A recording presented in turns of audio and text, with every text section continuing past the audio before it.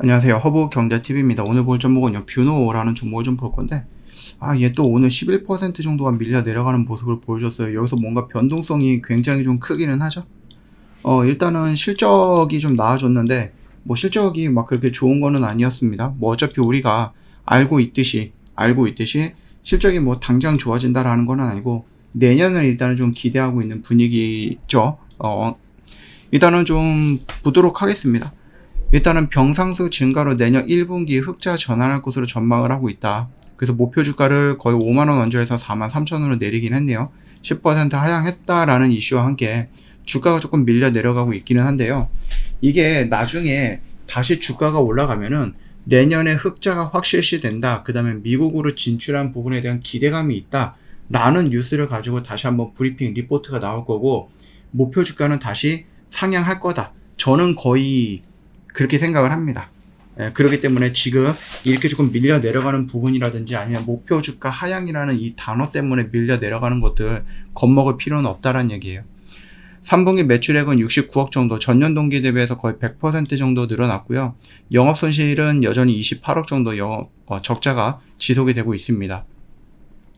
일단은 D값만 놓고 본다고 했을 때 3분기 59억이에요. 그렇기 때문에 지금 69억에서 거의 전체를 다 얘가 책임지고 있는 부분이고, 전년 동기 대비해서 무려 123% 정도 늘어나는 모습을 보여줬습니다.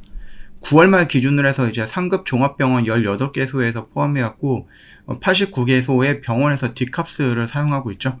이 D값, 뒷브레인 이런 거를 가지고 미국에 진출할 거예요, 내년에. 물론 이제 뭐 잘 진행이 된다라는 가정이겠죠. 갑자기 뭔가 이게 확 하고 이제 틀어진다라고 하면 그건 조금 어려울 수도 있는 부분이긴 하지만, 뭐 어찌됐든 간에 우리가 뭐 간단하게 이것만 놓고 본다라고 하면은요, 여기 이제 D값 관련해서 납품 추이인데 서울에도 이런 거, 인천에도 이렇게 하고 쭉쭉쭉쭉 이렇게 병원들이 있다라고 보시면 될 것 같아요. 다 유명한 병원들이고 익숙한 병원들이죠, 이름들이. 일단 내년 4분 올해죠. 올해 4분기, 내년 1분기 외형 성장을 주도할 수 있다. 이거 같은 경우는 해당 병원들이 보유 중인 병상수가 4만 개로 웃돌고 있고요. 8월, 9월에 부진했던 월간 매출액이 10월 들어서 성장세로 회복을 했고, 각각 2,424개, 그 다음에 1,541개 병상을 보유하고 있다. D값 도입 의사결정이 마무리 중인 상황이다라고 보시면 될 것 같아요. 다른 병원들도. 그래서 4분기 예상 같은 경우는 매출액이 78억이었고, 전년 동기 대비해서 51억 정도, 58% 정도 증가하고, 영업손실은 여전히 적자이기는 한데, 그래도 이번 적자보다는 많이 준 거죠. 절반 가까이 준 겁니다. 그리고 내년 1분기에는 매출액이 거의 100억 억대, 그 다음에 영업이익이 2억으로 흑자 전환할 거야 라는 그런 내용이 있습니다. 그렇기 때문에 지금 이번 실적에 의해서 또는 이 목표가 하향이라는 단어 때문에 좀 밀려 내려간 것은 뭐 어쩔 수 없는 부분이긴 하지만, 이게 우리가 4분기라든지 아니면은 나중에 그때쯤 되면은 다시 한번 흑자에 대한 부분들, 미국 진출에 대한 부분들, 매출의 증가에 대한 부분들, 이런 것들에 대한 기대감이 나오면서 다시 한번 목표 주가 올려갈 거고요. 어차피 우리가 좀 정리하려고 했던 구간은 45,000원에서 5만원이니까 주가가 여기서 이 정도까지 온다라고 하면 여기서 리포트가 한번 더 나올 거라고 생각을 합니다. 이번에 지금 컨퍼런스 콜, 그러니까 기업 설명회를 좀 진행을 하면서 뭐 여러 가지 질문들이 조금 있기는 했었습니다. 3분기 판관비, 지급 수수료 개정에 미국 인허가 관련 비용은 어느 정도인가라고 했을 때 한 15억 정도 될 거다라고 보시면 될 것 같고요. 연간 캐시는 어느 정도 벌 수 있을 것인가라고 했을 때 한 80억 정도다라고 얘기를 했네요. 회사의 장기적인 실적 목표치는 얼마 정도가 되느냐, 국내 60, 그 다음에 해외에서 40 해갖고요. 연간 매출액이 한 1,000억 정도가 나올 수 있게끔 목표를 하고 있다. 영업이익률도 무려 40% 정도를 달성을 할 거다라고 하고 있는데, 일단 의료 파업, 지금 우리나라에서 이제 막 하고 있잖아요. 파업들 많이 하고 있고, 지금은 어떻게 됐는지 모르겠지만 아마 복귀를 안 했을 거예요. 굉장히 많은 의사들이 복귀를 안 하고 있을 것 같아요. 병원에 있는 병상 D값을 가동하고 있고요. 이에 대한 매출액이 인식하는 구조이므로 영향을 조금 받긴 받을 거예요. 병원에 의사가 없으면 환자도 줄겠죠. 환자가 줄면 병상도 줄겠죠. 병상 노는 게 많을 거예요. 노는 병상들이.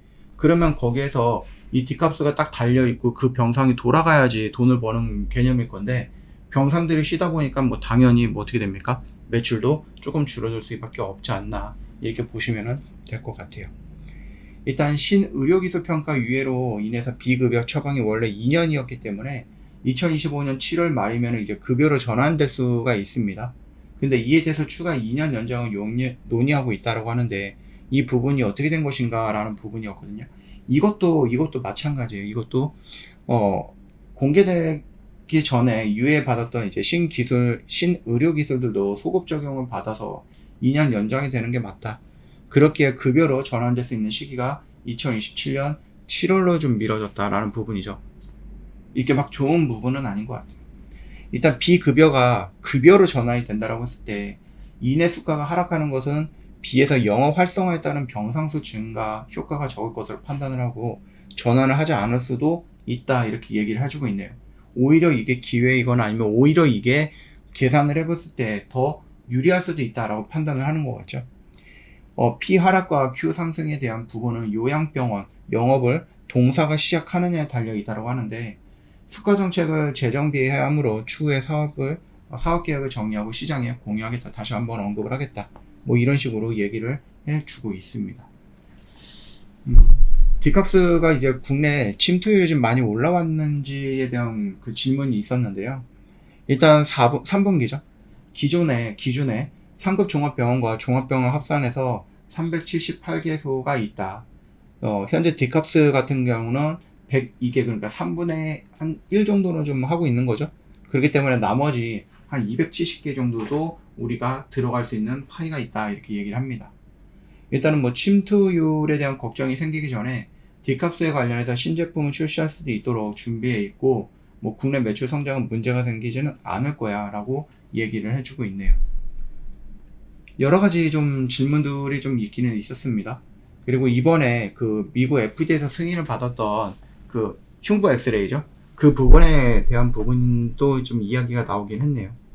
일단은 의료기기 하드웨어 업체와 협업해서 해당 장비가 동사, 소프트웨어를 탑재한 채로 판매 형태의 뭐 BM을 좀 구성을 하고 있는데 이게 2025년 미국 매출액이 바로 의미 있게끔 다가오지는 않을 거다라고 얘기를 해주고 있네요. 미국 말고도 유럽, 중동, 일본, 중국, 뭐 인도네시아, 베트남 이런 쪽에서도 고민을 하고 있다 진출을. 뭐 중국 시장도 굉장히 크겠죠. 미국도 마찬가지고 유럽도 마찬가지고 나쁘진 않을 것 같아요. 뭐 여기저기 좀 진행이 간다라고 하면 일단 딥브레인 같은 경우는 FDA에서 승인받은 지 1년이 됐고 내년 초반 그러니까 상반기죠. 내년 상반기에는 이제 미국 시장에 대한 진출을 좀 준비하고 있다고 하는데요. CPT 수가 코드를 어떻게 진행할지 마무리 단계에 접어들었다고 합니다. 확실하게 발급받았을 때 일이 진척을 좀 이루어지고 있다라고 보시면 될 것 같아요. 일단은 좀 우리가 놓고 본다고 했을 때 계속해서 이제 성장 관련에 대해서는 언급을 해주고 있고 다른 이견이 없는 것 같아요. 결국은 이거는 성장하는 건 맞다. 물론 이제 우리가 생각하지 못했던 어떤 이변이 생긴다라고 하면은 그때는 모르겠지만 자 어찌됐든 여기서 이렇게 좀 급하게 반등 나서 3만원 라인에서 저항을 좀 받는 모습이 연출되었고요. 그리고 나서 눌리는 구간이 형성이 되고 있습니다. 물론 여기에서 오늘 뭐 리포트라든지 이런 거에 대한 안 좋은 얘기 때문에 좀 밀렸다라고 보시면 되는데 이 구간을 이탈하기보다는 조정을 받고 다시 한번 이렇게 올라가는 모습 우리가 좀 기다려 볼 수 있겠다 라고 생각을 합니다. 일단은 조금 컨퍼런스 콜에서 어떤 질문들이 나왔고 뭐 얘네들 뭐 어떻게 될 거고 이런 부분에 대해서 좀 언급을 해 드렸고요. 리포트에서 뭐 43,000원 정도 여기 보시면은 이 43,000원 정도를 좀 제시하는 부분도 있어요. 물론 여기 5만원짜리도 있고 49,000원짜리도 있기는 하지만 그래도 가장 최근에 좀 보여줬던 DB금융투자는 또 4만원 정도를 좀 목표로 좀 잡아놓기도 했네요. 뭐 상관은 없을 거라고 봅니다. 충분히 상관은 없을 거고 이 구간 언저리까지 오면은 다시 한번 리포트 나와서 조금 더 기대감을 만들어내는 그런 액션들 분명히 나올 거라고 봅니다. 그 점을 참고해 주시면 될 것 같아요. 뷰너는 우리 45,000원, 5만원까지 계속해서 끌고 갈 거니까는 참고하시고요. 저 허브경제TV 공식 채널을 보시면은요, 어떤 뉴스 나오고 그 뉴스 깔끔하게 정리해서 여러분 보기 편하게 올려놓고 있는데, 솔직히 이거 여러분들도 다 할 수는 있긴 해요. 근데 문제가 뭐냐, 여러분들 회사 다니고 있고 장사도 하고 있고 시간도 부족한데 이런 거 언제 다 합니까? 저희가 대신해 드릴 겁니다. 또 이거 여러분들 하려고 하면 또 귀찮죠? 예. 영상 댓글에 링크 있으니까 이것만 클릭하고 들어오시면 이 모든 정보들 다 무료로 제공 받아볼 수 있고요. 저희 블랙 프라이데이 이벤트 최대 55% 진행을 하는데 이 이벤트 다음 주면 마감입니다. 여러분, 다음 이벤트는 1년 있다가 할 거예요. 그러니까 현재 저희 허브경제TV에 있는 선배님들보다 여러분들은 누구보다도 더 큰 혜택을 받고 오는 거니까 이 기회를 놓치지 말아라 라고 말씀을 드릴게요. 나는 국장이 너무 어려워 하시는 분들, 저희 미국 시장도 하고 있죠. 예, 그리고 국장도 하고 있습니다. 그렇기 때문에 약간의 리스크라든지 이런 부분들도 저희가 최대한 이렇게 좀 분산시켜 갖고 안전한 매매를 좀 하고 있고 안전한 거래를 진행을 하고 있습니다. 여러분들도 국장이 지금 보시면 아시겠지만 90개국 중에서 꼴등이에요. 우리나라가 뭐 이거 어디서 들어보지도 못했던 나라들, 아프리카 나라들, 이런 나라들 제외하면은 우리나라 이게 말이 된다라고 생각을 하십니까? 우리나라 진짜 대기업들도 많고 세계로 호령하는 기업들도 많은데 이거는 말도 안 되는 거거든요. 그렇다고 하면 우리나라가 갖고 있는 그 개별적인 악재라든지 이런 리스크가 좀 벗어난다라고 하면은 어떤 나라들보다 상승폭은 굉장히 크고 활발하게 진행이 될 거예요. 이 기간 동안 여러분들 기다리는 게 어렵다 하시는 분들, 나는 국장 포기해서 미장으로 넘어갈 건데 야 이거 미장 어떻게 해야 될지 모르겠는데 막 이렇게 생각하시는 분, 저희 아까 뭐라고 했죠? 미국 시장도 하고 있거든요. 오세요. 저희가 정답이야 라고 말씀을 드리는 건 아니지만 정답에 가깝지 않을까라고 생각합니다. 오늘 하루 정말 고생 많으셨습니다.